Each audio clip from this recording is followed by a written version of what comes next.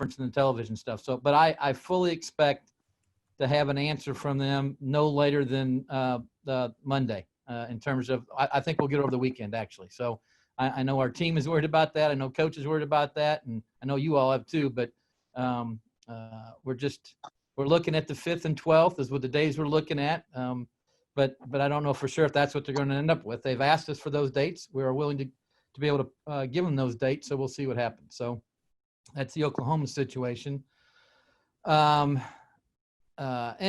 wise, that one's a little bit more murky, to be honest with you. I wish I could give you more detail with that, but I think based upon what we've seen with the conference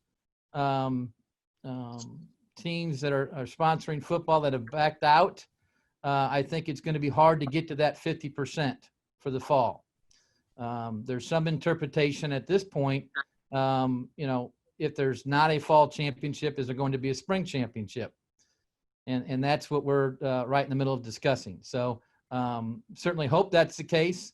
If it is the case, it will certainly be modified in some way. It will certainly not be the 24-team bracket that we have, but none of that's official. That's things that we've talked about. I just feel pretty confident without getting too far out in the limb that it would be modified in some way in terms of how many teams are in it and when it would start and that type of thing. But certainly will not be a normal bracket, I wouldn't think.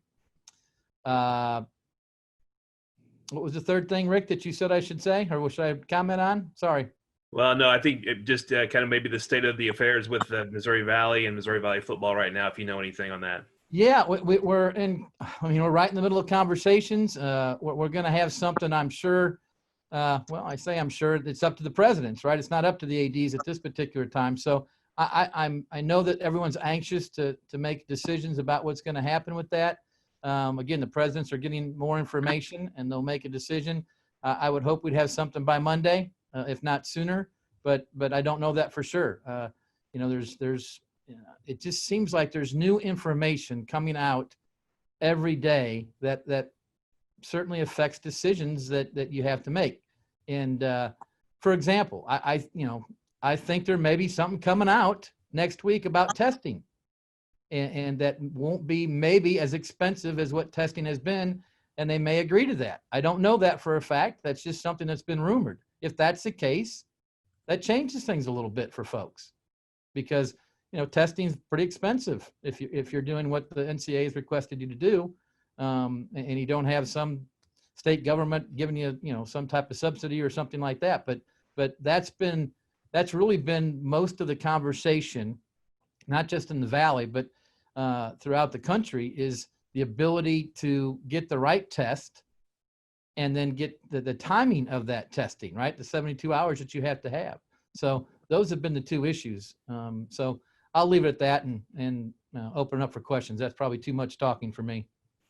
Kyle, can you guys play Oklahoma even if the Valley moves to the spring? Don't know that yet, Wyatt. Depends on how the presidents vote. Don't know that yet. So I'll give you, again, I hate these hypotheticals, right? Because it just drives everybody nuts. But if the presidents vote that we are not playing in the fall, we only play in the spring, then we wouldn't be able to do that. Okay? If the presidents technically say, hey, we're going to play 3 games and then play an 8-game schedule, then we could do that. But I don't. Well, let me back up. That's not completely true. The 8-game schedule on a conference 8-game schedule, we would still be able to do what we'd want to do in terms of non-conference. So I go back. The answer to your question, it should be yes, right?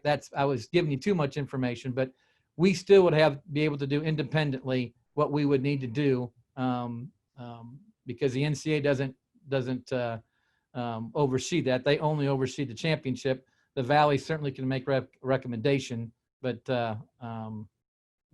we could do what we need to do and play non-conference certainly. So you could play non-conference in the fall and conference in the spring, theoretically. That's an option. Yep, that's correct. Well, yes, you could. Yes, and you wouldn't have to play. I say 3 only because it's an 11-game schedule, Art. It could be 1 game if that's all you want to play. If you only Yeah. want to play 9, you can play 9. There's no magic. You just can't exceed 11. Let's put it that way. Could you see a circumstance where the Bears would play Oklahoma on September 5th and then not play football again until the spring with a Valley Conference season, if that's what the presidents decide?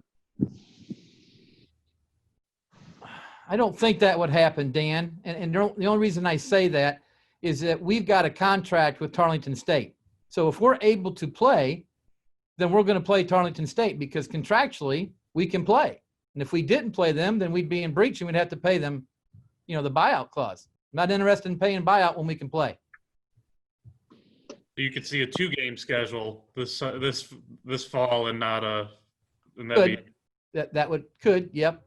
I think we would, again, hypothetically, I think we would try to have, more than that. I go back to what I said before. I think my preference would be 3, if that's what the Valley decides that they're going to have an 8-game schedule in the spring. Again, don't know that, but if that's what we could do, that would, to me, would be the best case scenario, is play the 3 in the fall. And not sure the dates, don't know any of that kind of stuff. I know we play Tarleton in November.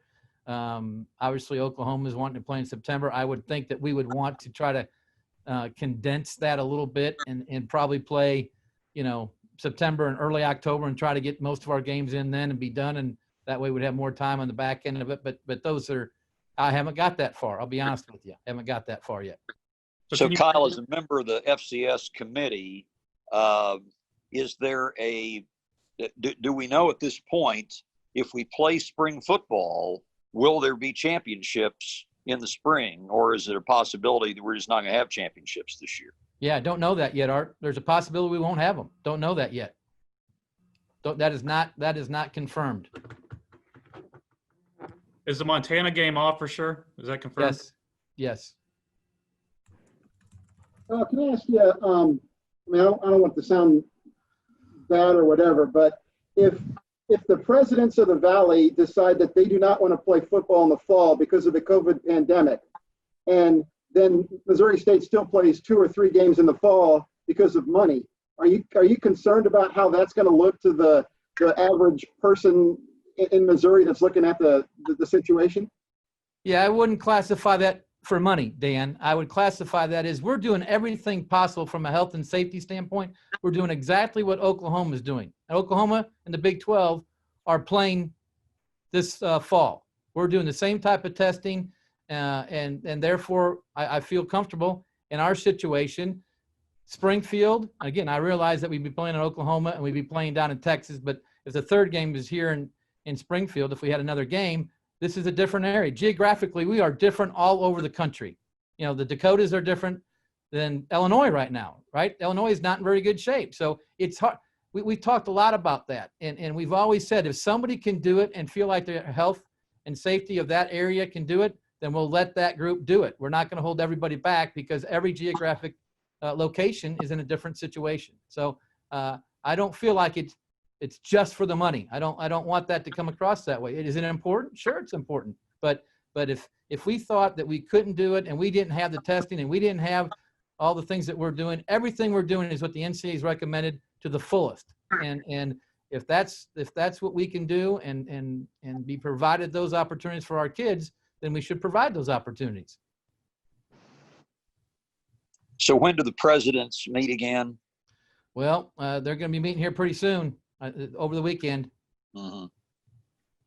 Do you know an exact time on that? I think Rick was saying there's a possibility they were meeting later tonight. Could be. Yep. I don't know exactly when, but yes, it could be. So you might be looking then, if they say it's okay to play non-conference in the fall, to find somebody else for a 3rd game.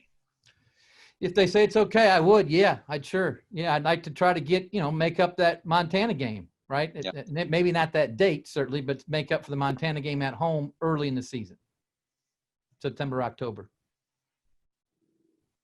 How hard has it been to stay patient? Because I know we're not patient, and it's got to be really tough right now. You just want all the answers and stuff, but a person in your position just having to go through step by step with all this, just how has it been for you? Well, I think it's been more of an inconvenience and more frustrating to our coaches and to our student athletes. That's who it's been the most. I mean, I've kind of prepared that we're not going to be able to have all the answers. And that's the part that's, I think, frustrating for more for our coaches and our student athletes. And that's who I feel the most for, because, our student athletes want to know. They want to know, are they going to play? Same questions you're asking. And that's the difficulty, is I can't give them a straight answer. And I think sometimes they feel like, he's not telling me everything. Well, that's not true. I think I've been as transparent as I possibly can without dealing with all kinds of hypotheticals. And I've told our coaches from day one, I'm not going to deal with hypotheticals. When I know something, I'll keep you up to date. We've had a lot of Zoom meetings. I've had a lot of questions. If I don't know the answer, I'll ask the conference or talk to the NCAA, depending on the situation. But they don't know either. That's the difficulty, is, they're going through things that they've never done either. This is all new and different to us. So that's the frustrating part, is trying to get answers about things that we've never encountered before. So, I get it. I think maybe early on I got a little bit more impatient, but now you kind of understand. We've been on this from March, right? From March till now, and I think we thought we might be a little bit further along in some aspects than what we are, and not just within college athletics, but just as society as well. So again, no definite decision yet about Valley football. We're thinking spring if we play at all, but still a possibility that they're going to say, let's go ahead and play the fall schedule. Yeah, I don't know for sure, Art. I think all those are on the table. I don't think I would rule anything off yet. That's what they have to discuss, and kind of everything's on the table right now. But if I were betting, which I know you're not supposed to do here, but I would hedge it. We're probably going to try to look at the spring with more of our conference schedule. But again, that's just my opinion based upon the things that I've heard and listened to. What do you want to do? I want to play, whatever that is. I want to play, and I want it to be somewhat. And I say somewhat. That's probably a bad word.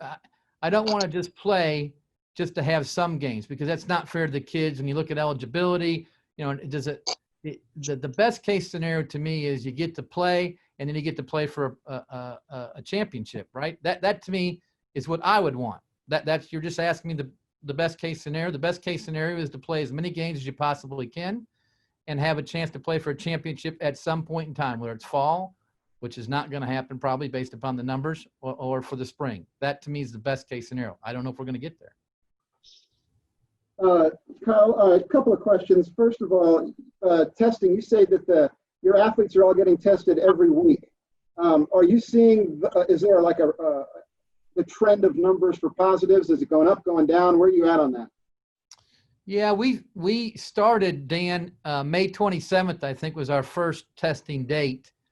And I can tell you we're at 55 that have been tested positive. Now that's not football, that's 55 student athletes. Okay. So I think we've done pretty good in terms of, where we're at, and football's been now tested, if I'm not mistaken, 3 times. When they came back, they all had to be tested. When football practice started, and then they may be 4 times now. I think they just did it when it's 3 or 4 times. I can't remember now. So at least 3 times, maybe 4 times. So yeah, I feel like we're doing a good job of testing. And as you know, as soon as you test, the next day you can have it. So I mean, anyway, we're doing what we're supposed to do, and we'll continue to do that, throughout the season. What's the total number? Is it like the total number of athletes that have been tested? Or how many tests will be given? Let me put it that way. I didn't hear the first part, Dan. I couldn't hear you. I'm sorry. The first part. This total test that you've given since May 27th, do you have a number on that? Yeah, 556. I've got that somewhere here. Sorry, it's 550 something. I'm sorry. I had it here and I can't look or find it in front of me. But yeah, 556 I think is the number. And do you see that every week? Then every week, do you get that in front of your desk? The numbers? Yes. Let me ask you about. You still have conference-only sports in the Valley for soccer and volleyball. Is that still on for September 18th? They still are right now. And that goes back to the same thing. I think you're going to have, looking at conferences making decisions on that. I think we have to make a decision August 14th, I think is the decision of everybody moving forward. So, but right now, yes, the answer to that is yes. Two more questions. Fans in the stands for any of these football games, are you thinking? Yeah, if we have, obviously, if we have a home game, we don't have all the criteria set yet, but as of right now, we would do what Greene County would allow. And I think we would go down a little bit lower than what Greene County is right now. I don't know if they're 75% or 50%. I can't remember, but we would look at 50%, Dan, if we were to have a home game today. Now, if things change and it gets worse or gets better, that might fluctuate, but I think 50% is kind of what we've looked at and makes sense. 50% of capacity. Have you had any athletes opt out from any sport? Not yet.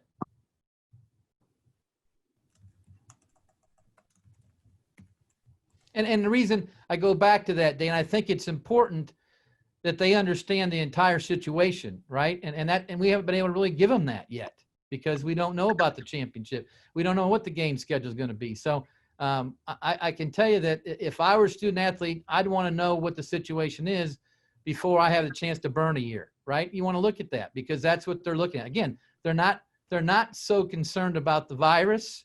I think they feel like that's being managed well. They're looking at it strictly from an eligibility standpoint. And would I burn a year if we play 6 games? Or, is the NCAA going to say that's a full year? I think there's some wiggle room from the NCAA there because this is such a different, unusual year that if something like that happened, I think they might, waive this whole year and let them come back. I don't know that, but I know there's discussions about that because, that's the biggest thing, not just with Missouri State athletes, but all athletes, and they should be worried about that.